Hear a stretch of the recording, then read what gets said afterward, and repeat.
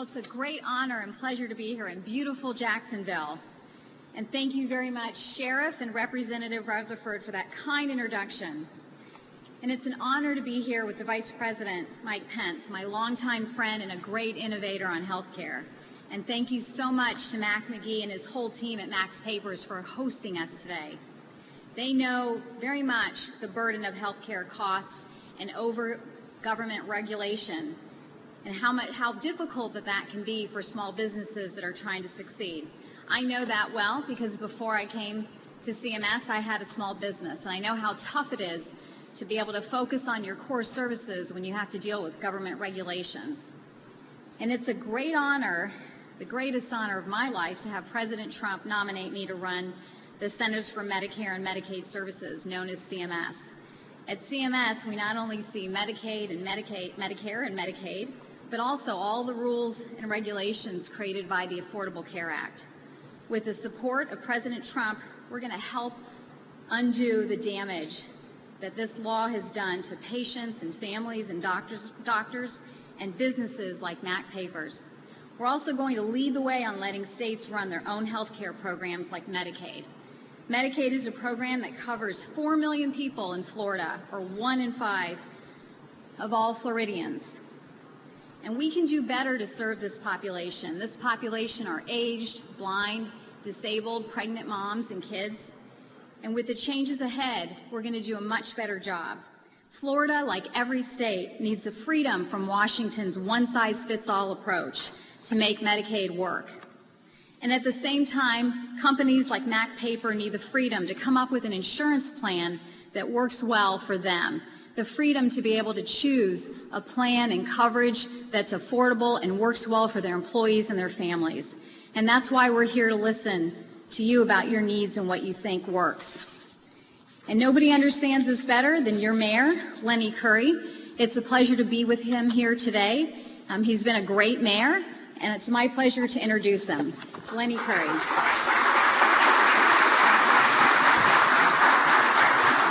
Thank you. Well, good afternoon, everybody.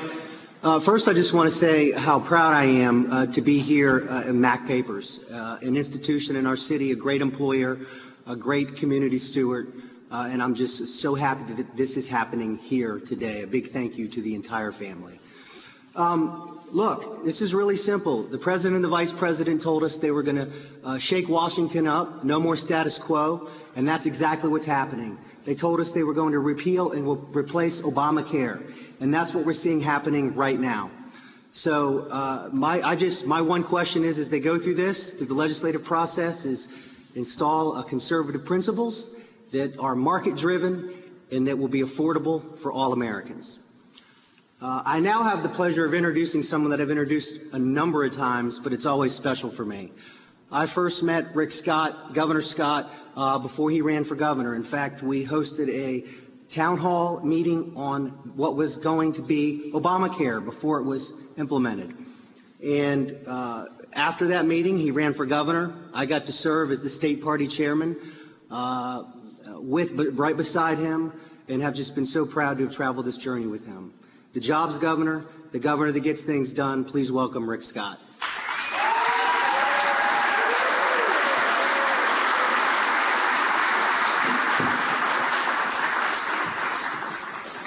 Well, first off, it's great to be in Jacksonville, and the weather's great. A lot better than up north, where there's a lot of snow and it's cold. So, and the first thing I said to Vice President Pence was, the weather is much better here, and I hope you enjoy it here. So I'm glad that the Vice President's here, and I'm glad that Administrator Verma's here. I'm excited. It's the first time somebody from the White House since I've been governor has ever called and said, what do you think we should do? And so we're really excited. I want to thank Mac McGee, everybody at Mac Paper, for the opportunity to be here in the what we just hosted with a lot of individuals that talked about the problems. Let's see, here's what they said. Obamacare was sold on a lie. Complete lie. Prices didn't come down. You didn't get to keep your doctor. You didn't get to keep your plan. The choices have gone down. Prices have gone up. And it's made it much more difficult with all the regulation. So all of us as Americans have fewer choices, which is horrible for us. That's exactly the opposite of what was sold. But we're going to change that. What President Trump and Vice President Pence, what they walked into, Obamacare is a mess. Barack Obama left office in the nick of time. Obamacare is on death spiral. Its prices are just gotten out of control. In our case, we had to sue the Obama administration for a low-income pool program. Think about it.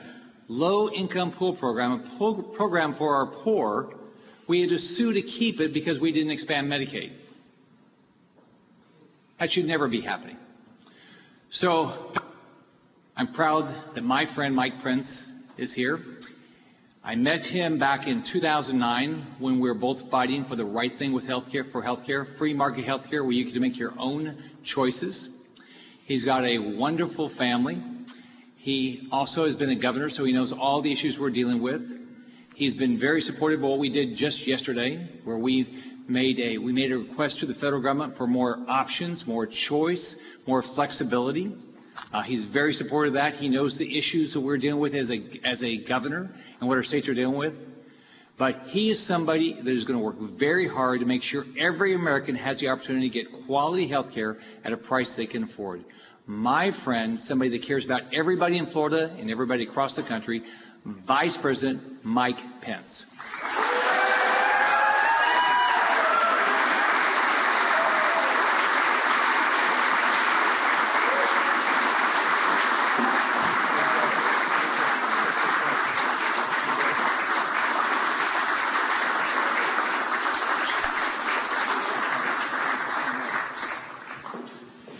Hello, Florida. I want to thank your governor for that kind introduction. He's been a friend for many years. And ladies and gentlemen, how about that Governor Rick Scott? And Florida is incredibly fortunate to have a leader like Rick Scott. Since he took office, he's signed over 50 tax cuts. He balanced the budget year after year, and he helped create more than 1.3 million jobs, one of the fastest growing state economies in America. The sun is definitely shining on the Florida state with Governor Rick Scott. Give him another round of applause, would you please? Governor, I have to tell you, President Trump and I are proud. Proud to partner with you to make America great again. The same goes with all the other dedicated public servants who are here with us today, and I'm honored to be in their presence. Congressman John Rutherford, Mayor Lenny Curry, thank you for joining us. And Seema Verma, it is such a privilege to have you here. Folks, I had the honor of swearing her in this past Tuesday as the 15th administrator of America's Center for Medicaid and Medicaid Services. She happens to be a Hoosier, and she's one of the leading healthcare experts in the country, and she's going to do an incredible job for people all across this country. Thank all these public servants.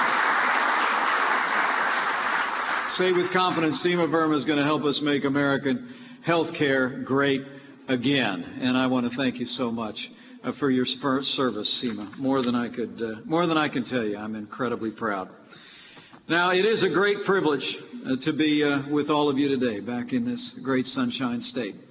Last fall, thanks to all of you, thanks to your hard work, your support, and your prayers, the people of Florida voted to make Donald Trump the 45th President of the United States of America. Florida made a difference. And the president asked me to stop by just to give his personal thanks to each and every one of you. Hardworking Americans like all of you were our biggest supporters. And on behalf of the president, his family, and on behalf of my little family, thank you, Florida. Your votes have set us on a path to make America great again. And we're here to say thanks. It was quite a campaign, wasn't it? It's already been quite an administration. It's the greatest honor of my life to serve as Vice President to President Donald Trump. He's my friend. He's a man who loves his family. He loves this country. Boundless energy and optimism, broad shoulders, and a big heart. And thanks I want to express on his behalf as well To all the great business owners who are with us here today, we enjoyed a great conversation today about the issue that I'll talk more about in just a moment. Join me in thanking these great job creators in Jacksonville. Thank you for sharing your candid feedback about what we can do to help you grow jobs right here in Jacksonville. Give them all a word of thanks. Last but not least, I want to thank Mac McGee and the whole Mac Paper team for hosting us here today. And Mac, your family now for 3 generations have been a pillar in the Jacksonville community for over 50 years. And today you have over 600 employees spread across 9 states. You only get that way when you're doing something right, and you're doing it for a long time. The President and I thank you for all that you do, and let's give the whole Mac Paper team a big round of applause for their great success and the jobs they've created here. Thank you. And let me assure all the job creators, all the people that work for businesses large and small, President Trump, I can assure you, President Trump is going to be the best friend American small business will ever have. You know, I grew up in a small business family, actually, in a small town in southern Indiana. It was a gas station business. I started working as a gas station attendant at one of my father's gas stations when I was only 14 years of age. And for you young people in the room, we'll explain later what a gas station attendant actually used to do. As the whole world knows, the President also grew up in a family business too. We actually both know, because of our life experiences in our families, we know the sacrifices that are required to make a business work. And more importantly, we know that when small business is strong, America is strong. And President Trump's going to fight for small business America, just as he's done from day one. We want to create jobs and prosperity and growth in America like never before, and small business is going to be the lion's share of that. Just look at what the President's already done. On day one, President Trump went straight to work, rolling back reams of red tape. He's instructed literally every agency in Washington, D.C. to find 2 regulations to get rid of before they issue any new federal red tape on job creators in America. He's taken decisive action already to protect American jobs and American workers by ending illegal immigration once and for all.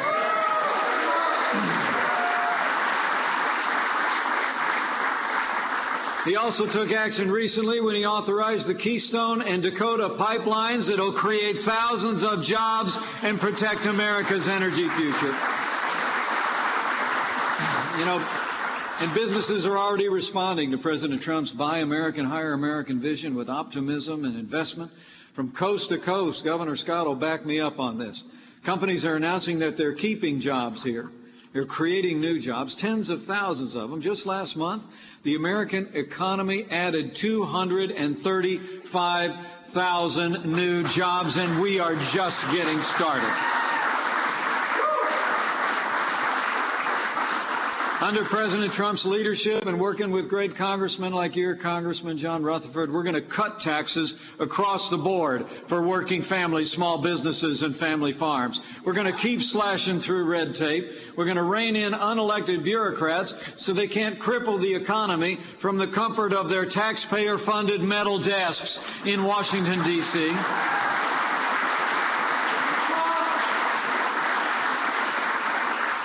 And because you hired a builder to be president of the United States, we're going to rebuild this country so that Florida and every other state has the resources to have the best roads, the best bridges, the best highways, the best airports, and the best future we could ever imagine with the infrastructure that we need.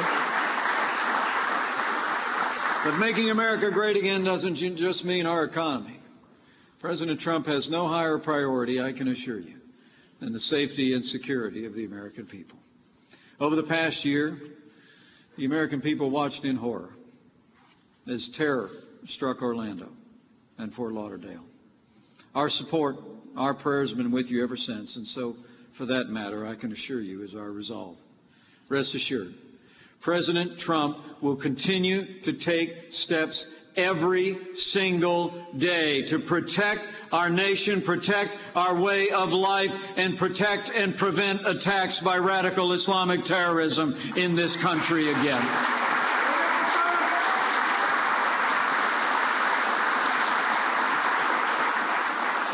Your former sheriff knows in his heart what people also know. President Donald Trump is standing with the men and women who serve in law enforcement in this country as never before.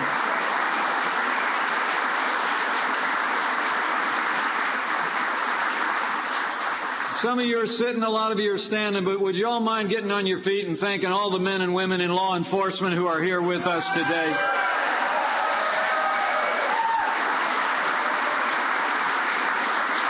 I promise you,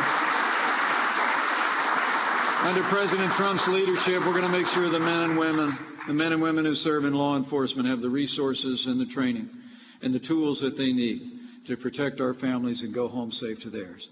The President has also taken steps to secure our nation, to secure our borders, which means building a wall, enforcing our laws, beginning with ensuring, as the President said before Congress, that gang members, drug dealers, and criminals that threaten our communities are off the streets of Florida and out of this country.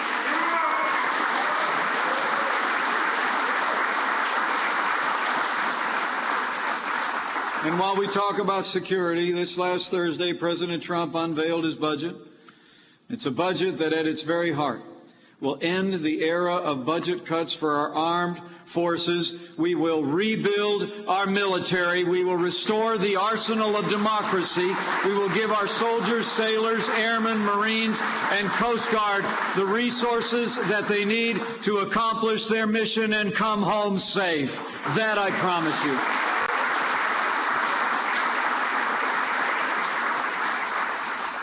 And lastly, by nominating Judge Neil Gorsuch, who will go before the Congress this coming week, President Trump has kept his word to appoint a justice to the Supreme Court of the United States who will keep faith with the Constitution and uphold the God-given liberties that have been enshrined there for now more than 2 centuries.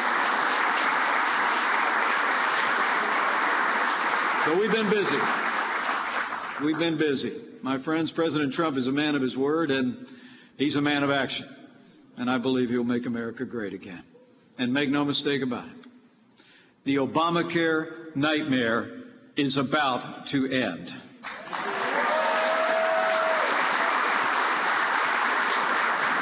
It's amazing. Really amazing to think about. Virtually every promise they made about Obamacare when it was passed into law has been broken. We all remember what they were. Remember, they told us the cost of health insurance would go down. Not true.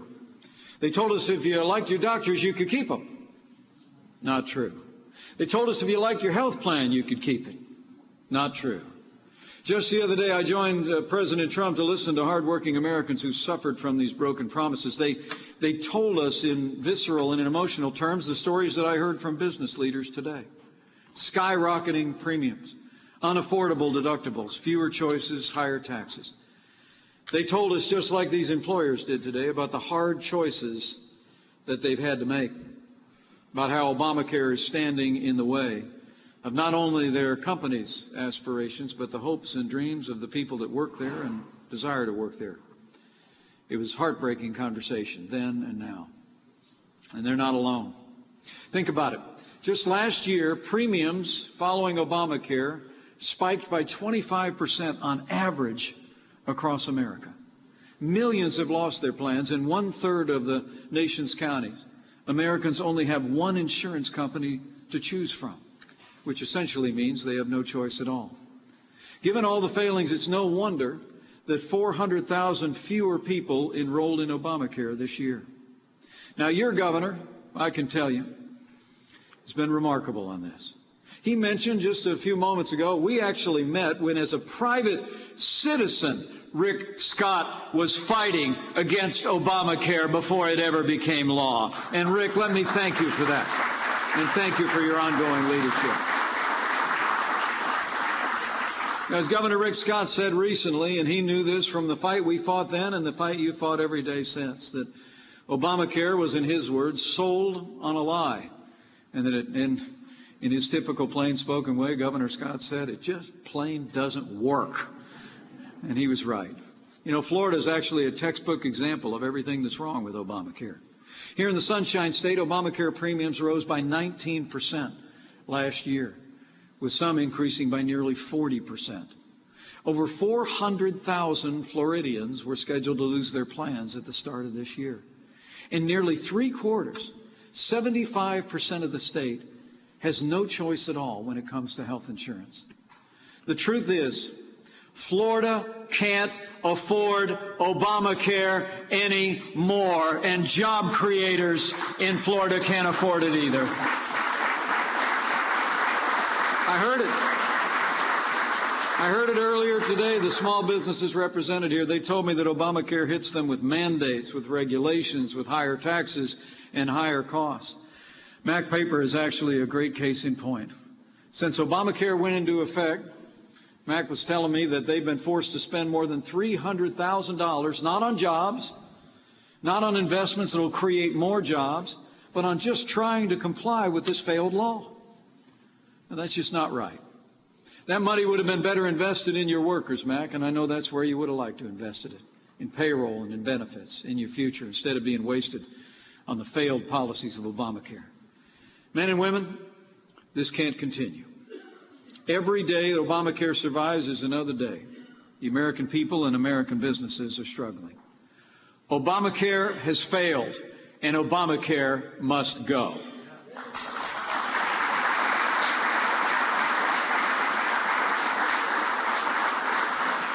Now, since the day Florida helped send President Trump to the White House, I can promise you he's been focused on repealing and replacing Obamacare with something that actually works.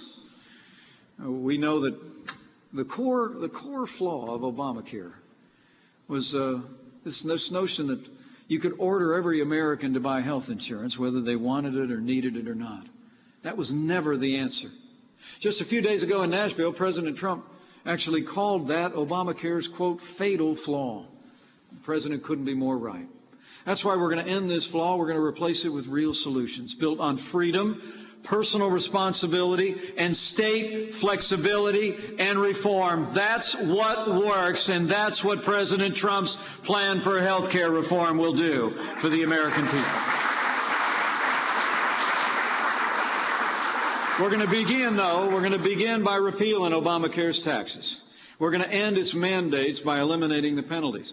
We're going to give Americans more choices. We're going to expand health savings accounts for every American. We're going to give Americans a tax credit that will help them buy the coverage they need at a price they can afford. And we're also going to do it with what the president likes to call big heart. We're going to make sure that Americans with pre-existing conditions still have access to the coverage that they need. And to you fellow parents out there with kids under the age of 26, I have 3. We'll make sure you can keep your kids on your insurance until they're 26 years of age. Now, folks, what I just laid out is only a small glimpse of everything our plan will do. The bill moving through the Congress, the American Health Care Act, is an important step in the right direction. We're working around the clock with Congressman Rutherford and other members of the Republican majority in the House and the Senate, and with leaders here in Florida to make this bill even better. President Trump laid out a few key elements just yesterday with members of Congress in the Oval Office, and we're going to continue to work with members of Congress to improve this bill. That's what the legislative process is all about. And we're going to do a couple of different things with a few recent amendments that are worth mentioning, and are owing in part to the engagement that we had with Congress. First off, we're going to stop any more states from expanding Medicaid and adding a burden to future generations. We're going to give states the option of block grants of Medicaid to the states, so states like Florida can innovate and design Medicaid around the unique needs of the people in this community. And we're going to allow states like Florida to include a work requirement for able-bodied adults, ensuring that Medicaid's benefits are available for those who need them most. Now, these are all common sense solutions added to this legislation in a vigorous debate on Capitol Hill, and under the President's leadership, we'll continue to listen intently for ways to make this even better. Just yesterday, President Trump made it clear he supports the bill 100%, and we all do. Every day, more and more members of Congress are getting on board. And as we work to pass this first bill, rest assured, our administration is also working with Dr. Tom Price over at Health and Human Services and with Seema Verma at the Center for Medicaid Services to give states like Florida the freedom and flexibility to help your most vulnerable in the ways that are going to be best for you. Just this past week, they sent a letter to Governor Scott and other state leaders around the country saying, and I quote, that a new era for federal and state Medicaid partnership has begun. And so it has. You know, the fact is, and I say this as a governor of the state of Indiana, the fact is Florida is a unique state with unique needs. And this administration knows that state-based solutions designed by your governor, your state legislature, are the best way to give better coverage and get better health care outcomes, particularly for the most vulnerable citizens across the state of Florida. And under President Trump's leadership, lastly, just know this. We're going to give the American people the freedom to buy health insurance across state lines, the way you buy life insurance, the way you buy car insurance. That's the combination. President Trump and I know that the way to lower costs is to increase choices, to create a dynamic national marketplace. And that's what our plan will do. Probably won't be too long before you see Flo and some little lizard on television selling health insurance. And that's the American way. But let me say a couple of things to you before I slip off and get on that plane and head back south with your governor.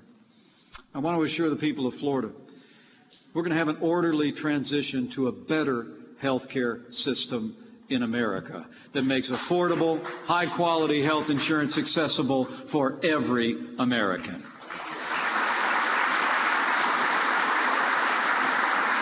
But be assured about this. Be clear on this, though, folks. This is going to be a battle in Washington, D.C. All right? Obamacare's defenders are working hard. So we have to work harder. And we're counting on Florida. We need every Republican in Florida to support this bill and support the president's plan to repeal and replace Obamacare. And President Trump and I are confident. We're confident that with your support, Florida will be there, and we will repeal and replace Obamacare once and for all.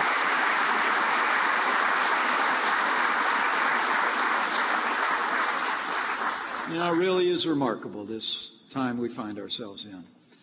A time of renewed hope and boundless opportunity for the American people. I think we're at a pivotal moment in our nation's history that started last November the 8th.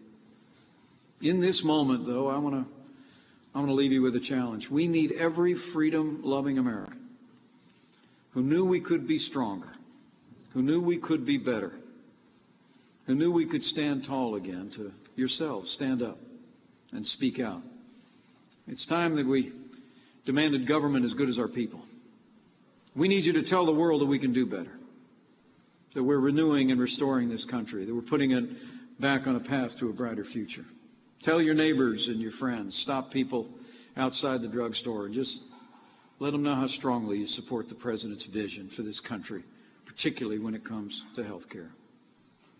You know, one of my favorite verses in the old book is from the book of Jeremiah. It's hung over the mantel of our home since I first ran for Congress successfully in the year 2000. And now it hangs over the mantel in the Vice President's residence in Washington, D.C. It simply reads, "For I know the plans I have for you, plans to prosper you and not to harm you, plans to give you a hope and a future." You know, in November, I believe with all of my heart that the people of Florida and the people of this country voted to give America a president with the strength, the courage, and the vision to make America safe again. You voted to give us a new leader who will make America prosperous again. And I know in my heart, with your continued faith and support, together, we will make America great again. Thank you very much. Thank you for being here. God bless you. And God bless America.